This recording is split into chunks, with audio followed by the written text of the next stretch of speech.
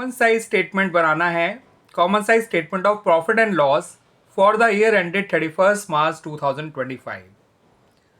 आपको revenue from operation दे रखा है ₹40 लाख, अदर एक्सपेंसेस दे रखे हैं 4 लाख, अदर इनकम है 6 लाख, एम्प्लॉयज बेनिफिट एक्सपेंसेस हैं 8 lakh, purchase of stock in trade दे रखा है 10 लाख और चेंज इन इन्वेंट्री दे रखा है नेगेटिव का 2 लाख। तो आइए स्टूडेंट्स देख लेते हैं ये कॉमन साइज स्टेटमेंट कैसे बनेगा। स्टूडेंट्स आपको हर एक आइटम की जो है परसेंटेज निकालनी है on revenue from operations.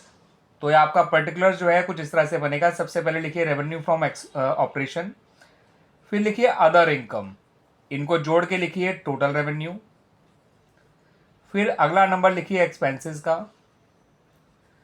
Expenses में आपको सबसे पहले लिखना है purchase of stock in trade, याद रखिएगा इस ऑर्डर में लिखिएगा purchase of stock in trade, फिर लिखिएगा आप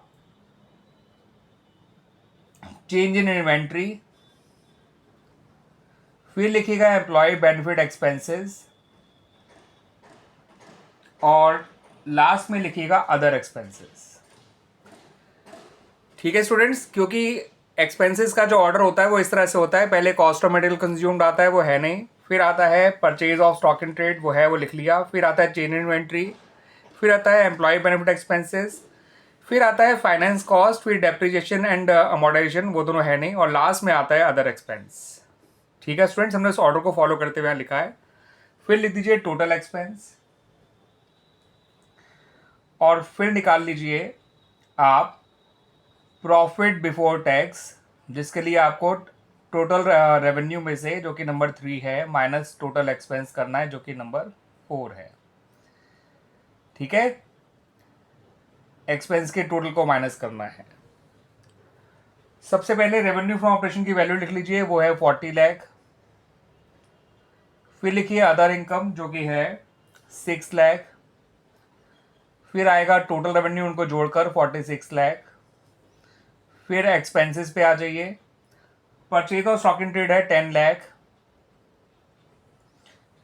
फिर आपका जो है चेंज इन इन्वेंट्री है नेगेटिव का 2 लाख, फिर आपका एम्प्लॉय बेनिफिट एक्सपेंसेस है 8 लाख,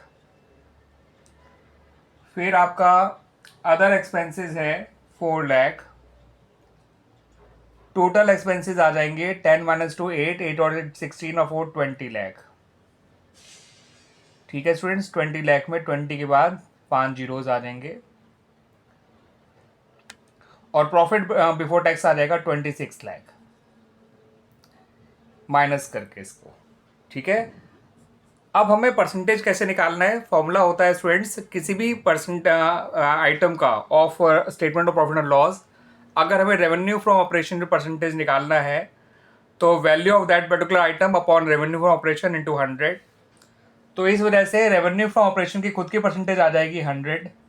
ठीक है, RFO अपॉन RFO इंटू 100 होता है students 100, that's why 6 lakh upon 40 lakh into 100 होता है स्टूडेंट 15%, और ये आ जाएगा 115%, 46 लाख अपॉन 40 लाख इंटू 100। ठीक है स्टूडेंट्स, 10 लाख जो होता है वो 40 लाख का 25% होता है, 2 लाख जो होता है वो 40% का 5%, 40 लाख का 5% होता है मगर नेगेटिव होगा, 8 लाख जो होता है वो उसका 20% है, 4 लाख 10% है, 20 लाख जो है 40 लाख का वो 50% है, और 26 लाख जो है वो आएगा स्टूडेंट्स एग्जैक्टली 55%। ठीक है स्टूडेंट्स, तो दिस इज द आंसर। इस तरह से परसेंटेज निकाली है, 40 lakh upon 40 lakh into 100, 6 lakh upon 40 lakh into 100। ठीक है स्टूडेंट्स,